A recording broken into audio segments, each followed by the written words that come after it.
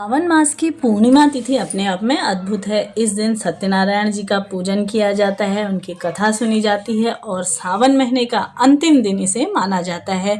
सावन महीना समाप्त हो जाता है इसके बाद। तो जैसा कि सावन महीने में पूर्णिमा तिथि के दिन स्नान दान का विशेष महत्व माना गया है, तो आप सभी को इस वीडियो में बताऊंगी कि सावन माह की पूर्णिमा तिथि किस दिन पड़ने जा रही है, पूजा का शुभ मुहूर्त क्या रहेगा, चंद्रोदय का शुभ मुहूर्त क्या रहेगा। जैसा कि चंद्रदेव का पूजन करने का इस दिन विशेष विधान माना गया है। साथ ही साथ श्री हरि विष्णु और महादेव का इस दिन पूजन अवश्य से करना चाहिए।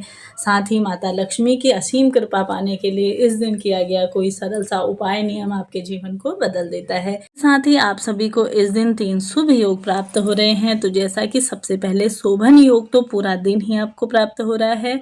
साथ ही साथ सर्वार्थ सिद्ध योग सुबह 5:53 से 8 बजे तक रहेगा और 8 बजे के बाद रहेगा रवि योग। इन शुभ मुहूर्तों में, शुभ योगों में आप सभी का किया गया दान पुण्य आपको सर्वश्रेष्ठ सब फलों की प्राप्ति करवाता है। इसके बाद आप नोट करते हुए चलिए कि सावन पूर्णिमा कब प्रारंभ हो रही है। तो 19 अगस्त को सोमवार सुबह 3:04 से पूर्णिमा तिथि शुरू हो जाएगी और पूर्णिमा तिथि समाप्त होगी 19 अगस्त को सोमवार रात को 11:55 तक यह रहेगी।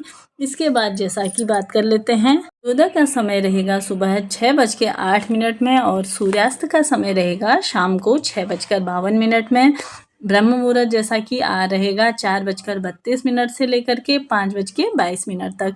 इसके बाद अभिजीत मुहूर्त दोपहर 12:04 से 12:55 तक। अमृतकाल रात्रि को 8:24 से लेकर के 9:50 तक। इसके साथ ही साथ राहु काल का समय रहेगा सुबह 7:30 बजे से 9 बजे तक। तो आप यह नोट डाउन करते हुए चलिए, नहीं तो मैंने स्क्रीन पे लगा दिया है, आप इसे अवश्य से ही रख लीजिए अपने पास।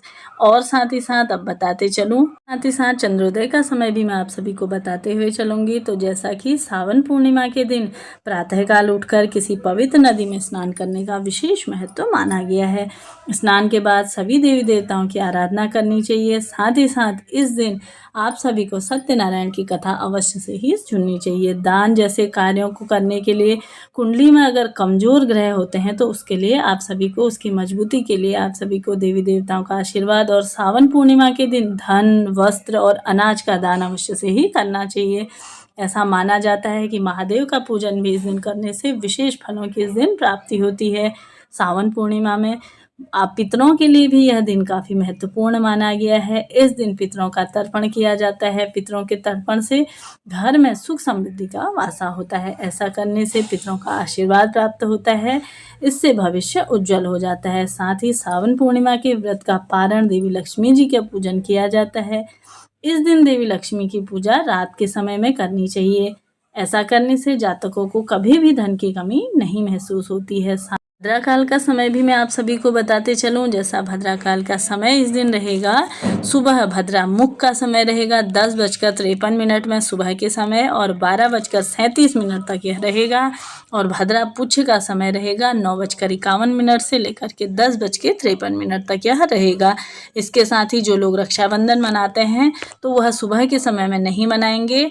साथ ही साथ 1 बजे के बाद यानी कि 1:30 बजे के बाद वह लोग रक्षाबंधन बांधेंगे। शाम तक प्रदोष काल तक, अगर रात को नहीं कर सकते तो शाम के समय तक भी आप रक्षाबंधन मना सकते हैं। इस दिन भद्रा का साया जब हट जाए तभी ही आपको रक्षाबंधन मनाना चाहिए। साथ ही साथ जैसा कि चंद्रोदय का समय शाम को रहेगा 6:54 पर रहेगा और साथ ही संपूर्ण नियमों के अनुसार 19 अगस्त दिन सोमवार के दिन आप सभी को पूर्णिमा का व्रत धारण करना है।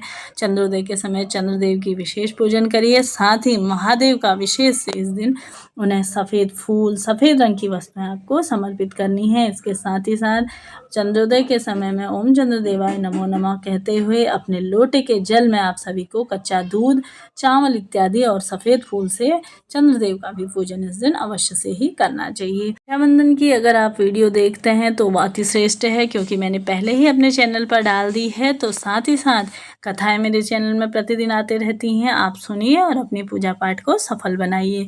मिलते हैं नेक्स्ट वीडियो में, तब तक के लिए जय श्री हरि विष्णु।